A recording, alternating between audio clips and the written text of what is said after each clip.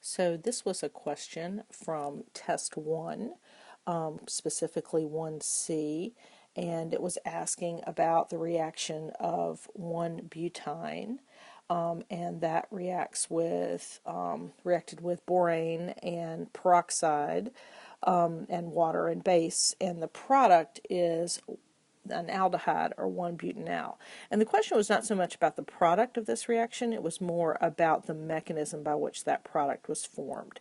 And while you don't know all the steps in this mechanism, you do know some of them, and I'll go through them. So here is butanal, and I have abbreviated CH2CH3 as ET. So the first step of this reaction is the addition of the borane to the pi bond.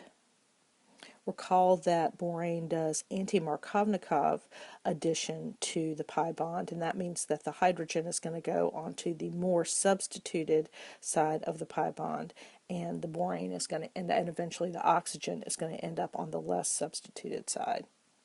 That's because of the electronegativities of boron and hydrogen.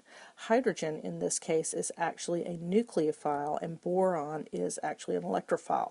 Remember, that's different in almost every other reaction that we've seen. Hydrogen acts as an electrophile because it has a partial positive charge, not a partial negative one. So we can show the arrows moving like this.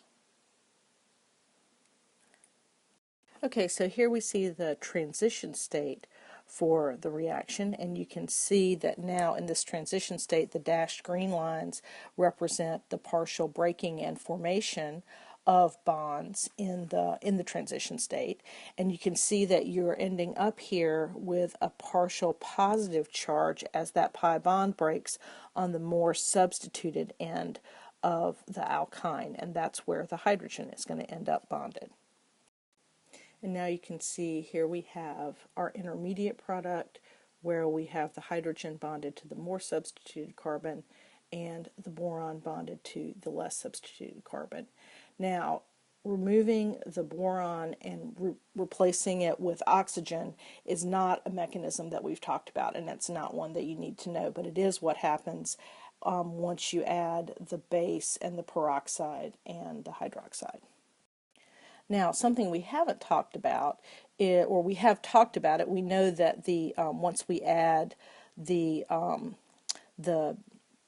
peroxide and the base and water to this borane intermediate product, we're going to form the enol, and that enol is going to tautomerize. Now, we haven't talked about the mechanism of this step, and you're not responsible for it. So, but I think what the question was really about is how does this enol tautomerize to give us the aldehyde, and we will talk about that right now. Okay, so let's talk about this base catalyzed tautomerization, and the first thing that's going to happen is that we have a base, hydroxide ion in this case, and it's going to deprotonate. There we go.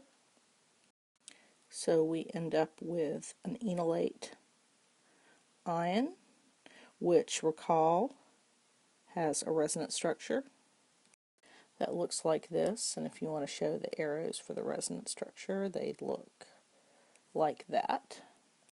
And in the last step, that enolate is then protonated, probably by water. It's what's around. And there's your final product. And I just realized I dropped an H. It should be there, and there, and there. And let's go back to here where it was also supposed to be. Sorry about that.